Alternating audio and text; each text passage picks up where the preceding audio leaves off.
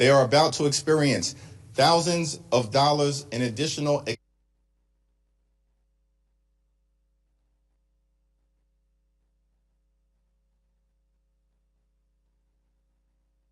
sustainable.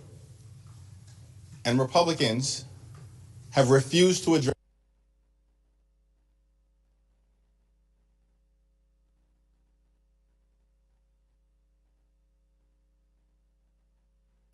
for everyday Americans, for working class Americans, and for middle class. Doing these Republican policies that are raising the already too high cost of living and ripping health care away from the American people. Republicans on vacation for 4 weeks, and one of the consequences of that is that Republicans have refused now for 4 consecutive weeks to swear in Representative-elect Adelita Grijalva, depriving hundreds of thousands of people in the state of Arizona of the representation that they deserve, particularly during this challenging moment in the country. And once again, on the House floor during a pro forma session, Republicans refused to recognize the distinguished gentleman from the great state of Maryland on behalf of Representative-elect Grijalva, who should be sworn in today. It's already 4 weeks too late. It's now my honor to yield to the top Democrat on the House Judiciary Committee, Representative Jamie Raskin. Thank you, Leader Jeffries. And I want to say I was alarmed and distressed to read that another January 6th pardoned convict has been picked up, this time apparently in connection with saying he was coming to New York looking for you, Mr. Jeffries, saying he was going to eliminate you. And apparently you had a public event in New York yesterday, and he's been picked up for that. And it's an alarming situation where now we have many of these January 6th defendants who have been picked up on other offenses. The Department of Justice is not zealously prosecuting them for other crimes that they've committed. They've even taken the position that if other crimes were discovered in the course of the January 6th investigation, they were pardoned for those crimes too, which is false, which contradicts the actual text of the pardon. But they are bending over backwards to let these people be out. And it's a very dangerous situation. And I said on the very day that Donald Trump pardoned 1,600 people en masse without obviously studying the details of each individual case, that President Trump and his administration would be responsible for whatever happens with these people. They've got a responsibility to rein them in. Some of them they've hired. Jared Wise, who is a January 6th attendee, he was there on the 6th, and he entered the building illegally, and he also chanted, "Kill him," when his fellow riders were attacking the police. He called the police Nazis and Gestapo. He's now the senior advisor to Ed Martin, who himself was there on January 6th and was a lawyer for people on January 6th. And he tweeted out on that day that it was like Mardi Gras. So we have a very serious problem with political violence in this country. Thank God that you are safe, Mr. Jeffries, but we are asking for the Department of Justice to get serious about reining these people in all over the country, especially since Ed Martin clearly knows them, and he is head of the so-called weaponization task force. It was my honor and it was my pleasure to be accompanied today by our new colleague, Congresswoman-elect Adelita Grijalva from the great state of Arizona. She accompanied me to the floor. I tried to get recognition. There was no other business today. I was standing directly opposite the acting speaker for the day, Mr. Herodopoulos. The moment the Pledge of Allegiance was over, I asked for recognition because I wanted to move a unanimous consent motion that the Speaker of the House be directed to move on the next legislative day, tomorrow, to swear in Ms. Grijalva, and yet he turned away, he pretended he didn't notice me, and he scurried out of the room, which to me is disgraceful. We need to act on this. Ms. Grijalva's hundreds of thousands of constituents deserve to be represented in Congress. And even during these pro forma sessions, all of us who are members of Congress, including Congresswoman-elect Grijalva, can introduce legislation. But Ms. Grijalva, as I understand it, I'll let her tell you about it, she is not able to do constituent work for her constituents. We are trying to get in touch with Social Security, Medicare, Medicaid, the VA every day on behalf of our constituents. Meantime, she's got constituent requests piling up on a desk, and I'd be very interested to hear you talk, Adelita, about what resources you have and what resources you don't have. But we consider you an elected member of Congress. There's no right or power that's been invoked by Speaker Johnson as to why he continues to refuse to swear her in. So I'm just here to endorse all the demands of our leadership. We should bring Congress back. The Republicans should get back to Washington, and we should restore all of the health care that's been savagely cut by the Republicans' dreadful, awful bill, and we should swear in our new colleague, and we should move forward with the business of the people. I am very pleased to introduce you to Adelita Grijalva, our most newly elected member of Congress who continues to wait to be sworn in. Thank you. Thank you. Buenas tardes. Good afternoon. Thank you, Leader Jeffries and Ranking Member Raskin, for the opportunity to speak here, and for, I think this is the 5th time that a member of Congress has tried to get some recognition in order to have me sworn in. Today is day 28 since my election. And I think that it's really important that we appreciate that 812,000 Arizonans do not have representation in Congress. My dad passed away a little over 7 months ago in March. And since that time, the offices were able to provide constituent services. It was the People's Office of Arizona CD7. On September 23rd, those services ended. And so I do not have access to provide services in district. And I think that I also don't have a budget. So this back and forth, coming back and forth, is on my miles that I had stored up because I don't have a budget. I'm not able to open a lease in district. And I think that, the efforts that have been provided to me, and I'm appreciative of the administration's effort, the departments in the administration, they're trying to provide piecemeal solutions to some of the problems that we have.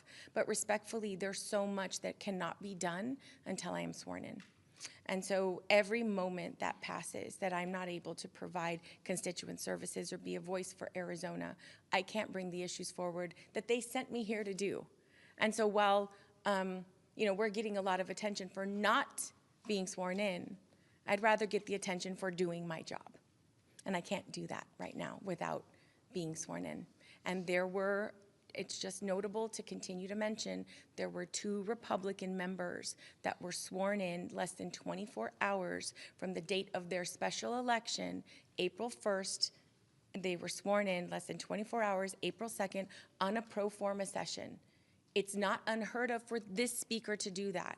And so I continue to ask for us to have the same opportunity, and for the 812,000 people in Arizona that do not have a voice right now to have the opportunity to have me here representing them.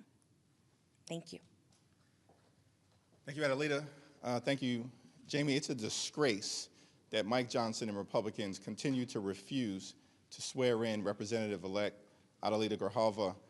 It's disrespectful of her. It's disrespectful to the 812,000 people who elected her. It's disrespectful to the great state of Arizona, and it's disrespectful to the House of Representatives, which is supposed to be the people's house, but under Republican leadership has turned into nothing but a rubber stamp for Donald Trump's extreme agenda. Questions? Leader Jeffries, when did you receive or learn about the threat against you from Christopher Moynihan, and is it plausible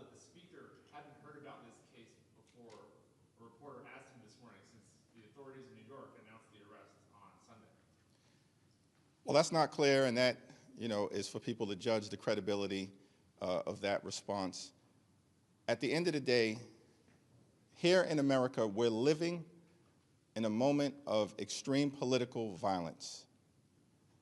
And that impacts every single person in public service and the people that we are all working hard to represent. But we will not be intimidated.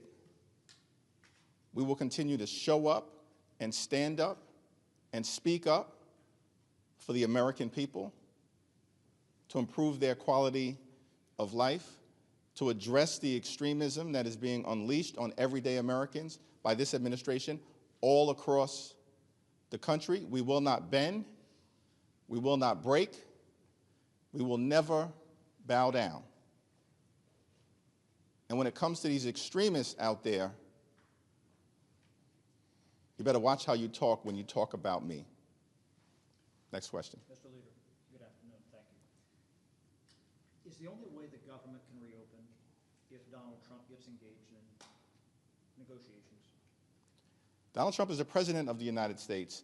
Republicans have the House and have the Senate at the same period of time. They have complete control of government, and they made the decision to shut the government down rather than provide health care to everyday Americans through extending the Affordable Care Act tax credits while at the same time addressing the other aspects of the Republican health care crisis, the biggest crisis in health care that we've ever seen in modern-day America, brought to us by extreme Republican policies, like the largest cut to Medicaid in American history, triggering the fact that all across the country, hospitals, nursing homes, and community-based health centers are closing, including in rural America. It was uncovered yesterday that throughout the state of Alabama, there are about 50 or so hospitals and medical institutions that may close in the next year or two because of Republican policies. Because of Republican policies in states like Georgia, Virginia, and Maryland, healthcare premiums without an extension of the Affordable Care Act tax credits may increase by $2,000 a year. That's $24,000 on families that make an average of $63,000 per year. That's impossible for anyone to sustain. And so, of course, Donald Trump should come to the negotiating table. And Democrats have been very clear that we will sit down with any of them, anytime, any place, here at the Capitol or back at the White House, to reopen the government, to support our hardworking federal employees, to enact a spending agreement that makes life better for the American people, while at the same time decisively addressing the Republican health care crisis that even Marjorie Taylor Greene acknowledges is devastating the American people. Why do you think he's sitting on the sidelines? Thanks. Go ahead. What do you make of it? The person accused of threatening you is the recipient of one of those blanket pardons. I think the reckless and irresponsible pardons of hundreds of violent felons on January 6th has consequences, as eloquently articulated by Representative Jamie Raskin. There are consequences to that, beyond me. Beyond me. The consequences are, we've seen crimes committed by people who Donald Trump pardoned on the first day he was sworn into office, by folks who have been released back into society all across the country, some of them violent crimes. And so there are consequences to these irresponsible actions, and not a single House Republican has walked away from them, not a single one. There are consequences when these extremists who are part of the Trump administration label the entirety of the Democratic Party as terrorists or criminals. There are consequences to that beyond us. We all know what we've signed up for, but there's pain being visited upon the American people because of actions taken by Donald Trump, supported by House Republicans and Senate Republicans on day one of his presidency. And I'm going to yield to my two colleagues, but by the way, what Donald Trump promised to do on day one of his presidency was lower costs. for everyday American. That was the promise. He lied to the American people all of last year. Did he ever say I was going to pardon hundreds of violent felons who brutally beat police officers at this Capitol on January 6th? Did he ever say that? Was that the promise that Donald Trump and the Republicans made to the country? No. They failed to lower costs, have done nothing. Life is more expensive for everyday Americans. Electricity costs up. Grocery costs up. Housing costs up. Now they want to jack up health care premiums on working class Americans. But they have time to pardon hundreds of violent felons, release them back into society, threatening the public safety of everyday Americans, and then can't spend a moment trying to make life more affordable, make health care more affordable for the American people. Can I add Jamie? one thing to this? Thank you for that question. Up until Donald Trump, the pardon process was governed by Department of Justice rules, by statute, and of course by the Constitution. And there was a very set pattern, which is each pardon application was considered on its own. It was analyzed what exactly that person had done, what they were convicted of, and up until Donald Trump, nobody had ever been pardoned who had not paid back in restitution their victims of a crime or paid back fines to the government. In other words, you had to make yourself completely whole, then you had to demonstrate that you were rehabilitated, that you accepted the reality of your offense. Now, contrast that with what happened with Trump. He gets in on his first day in office without any reports from the pardon attorney about any of these people, any recommendations saying that they have paid off their restitution, they've paid their fines, they've made peace with their victims and so on, they've apologized to the police. No, none of that had happened. Instead, they issued a blanket pardon for everybody who had stormed the Capitol and participated in the shocking and atrocious events of January 6th. So what do you have in that mix? You have people who have been convicted before for domestic violence, for assault, for armed robbery, you name it, drug dealing, gun dealing, all of that's in there. And what do you know? After this mass pardon happens, people start getting picked up again.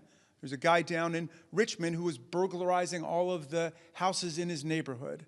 And now this guy, Moynihan, says he's going to eliminate the minority leader of the United States House of Representatives. So they have enough people over at the Department of Justice who know a lot about January 6th, including Ed Martin, who was there tweeting on that day, describing it as a day of celebration like Mardi Gras, and his senior advisor, Jared Wise, who was here yelling, "Kill him," about the police, that they should know how to get these people into line, because it's a very dangerous situation. And I just want to add finally to what Mr. Jeffries said. Speaker Johnson described the exercise of First Amendment rights across the country by 6 or 7 million Americans as part of the No Kings rallies as a Hate America rally. The Hate America rally happened on January 6th, 2021. We saw what a Hate America rally looks like. There were more than 140 police officers who were wounded, injured, hospitalized. Many of them have been forced out of police work because of what happened on that day. And what does Speaker Johnson say about that? Nothing. Now, he's part of the cover-up. He's part of trying to sweep the whole thing under the rug. Meantime, you had 7 million people participating peacefully, non-violently in the American political process yesterday. And everybody should be praised for that. Those protests were a model for First Amendment exercise in the United States. Thank you. Speaking of the protests over the weekend, as you say, millions of Americans came out, the vast majority peaceful, old, young, all of that.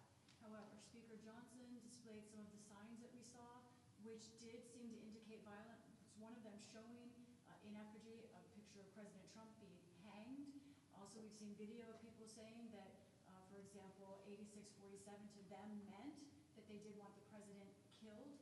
How do you respond to those on the left using that kind of rhetoric? We've continued to make clear in this country that political violence directed at anyone at any time for any reason, wherever it emanates from, is unacceptable. Democrats have made that clear. We don't see that coming from Republicans on the other side. We don't see that type of unequivocal denunciation. In fact, they've described the January 6th hate rally as Mardi Gras, as a normal tourist visit, as a parade, as a celebration, and then they pardon hundreds of violent people and unleash them back in communities across the United States of America. This group of people, these extremists on the other side, they have zero credibility, zero, on the issue of political violence. And these Republicans, they are not the party of law and order. They're the party of lawlessness and disorder in all of the ways, including the ongoing crime scene at 1600 Pennsylvania Avenue, which is running the largest pay-to-play scheme in the history of the country in real time. And we hear nothing but crickets from Mike Johnson and the other side of the aisle. Get lost with your denunciations. The No Kings protest was peaceful, it was powerful, and it was patriotic. Millions of people, more than 7 million people. And so I've got no time for these people on the other side of the aisle. Are you worried about rhetoric on the left? We have continued to denounce political violence wherever it emanates from. It will be nice to see that type of denunciation coming from Republicans. Adelita, you want to say anything? I think that in Arizona, we know very well what political violence looks like. Former Representative Gabby Giffords was shot while she was doing a Congress on Your Corner event. I think that what needs to be done is complete condemnation of any violence. And when you think about when we've all served locally, right? We all want to encourage people to get involved in our political system. The best representatives are those that are homegrown and are motivated to do this kind of service, like a public servant and servant leadership. And when we are faced with violence and attacks, it doesn't matter how strong people look on the outside, it shakes you on the inside. There is absolutely no reason why Leader Jeffries' family should be concerned about his safety. Nobody should have to deal with that kind of hate and violence on a regular basis. And so we can nitpick all of the little details, but fundamentally, this is not okay, and this is not normal. It's not. And when you have a president who is giving away $40 billion of our tax money to a foreign entity and not taking care of what's going on at home, but also, by the way, enriching themselves, I think that that's a conversation we should be having. But when we talk about signs here and there, and I mean, I was in Tucson, it is beautiful. There are like 4,000 people there, all walks of life, all ages. The vast majority had never gone to a protest before. That's pretty cool. And I think what that shows, and it's an indication of the general unhappiness and displeasure of the American people in this administration. Michael? Thank you, Mr. Leader. We're 2 weeks away from 3 important elections: California 50, New Jersey's gubernatorial election, Virginia's gubernatorial election. I'm curious to know if you think those 3 elections will they be a signal to kind of where the Democratic Party is headed as we go into 2026? Just how are you thinking about those elections? I know you've had varying degrees of activity in each of those. Just want to get your general thoughts.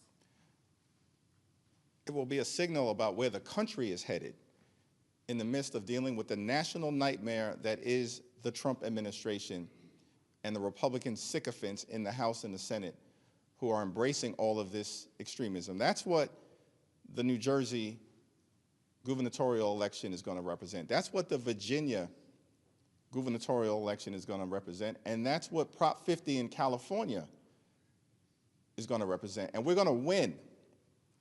In California, I was there all weekend. We're going to win in California, stop Trump from stealing the election by rigging congressional maps all across the country, and we're just getting started in California. Remember I said this, just getting started in California.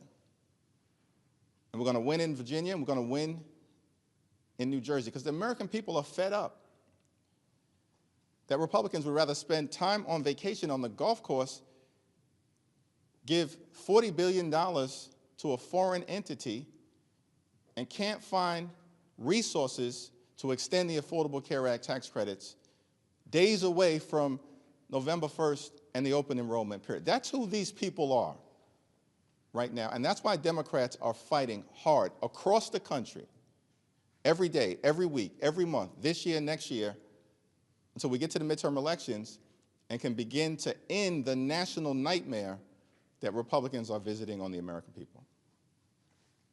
Congresswoman-elect, can I ask if you've heard from the Arizona Attorney General about her lawsuit against Speaker Johnson? I believe that a lawsuit is being filed today. I don't have any other details, but I believe it's happening very soon. Thank you. I want to ask about your conversation with Speaker Johnson over the weekend. Did you discuss any changes to the CR or any way to extend the ACA? It's a private conversation that will remain private. Thanks. Given the rise of political violence, and especially this latest threat against you, should numbers have increased security? And if so, what is the legislative path forward? Could there be a vote on a standalone bill? Because I know there was some language in the CR.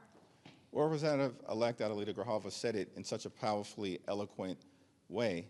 But we have a responsibility here in Congress to make sure that everyone can safely do their jobs, particularly in the People's House, because we pride ourselves in this institution as being the entity in the federal government that's closest to the American people, that's out and about with the American people, that reflects the hopes, the dreams, the aspirations, the fears, the concerns, the anxieties, in the words of the framers, the passions of the American people. That's what makes the House so special. And so for members to be able to continue to do their jobs in that regard, we certainly have to increase significantly the amount of safety that is provided.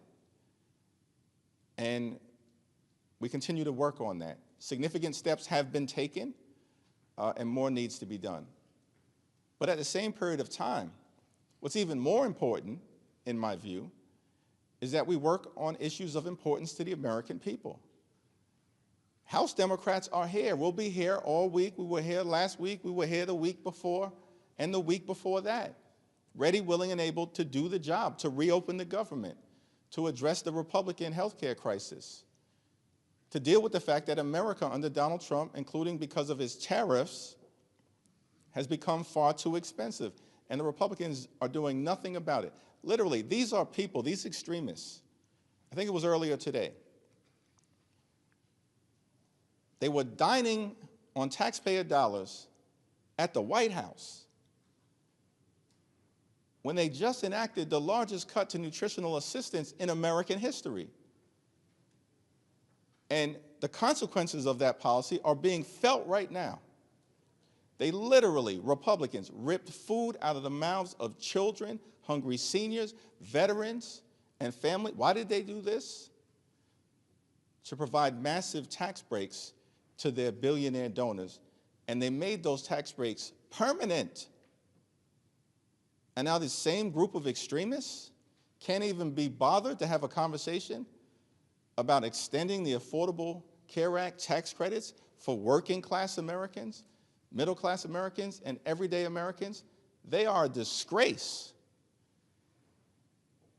And that's why they're about to lose all across the country 2 weeks from today. Thank you all.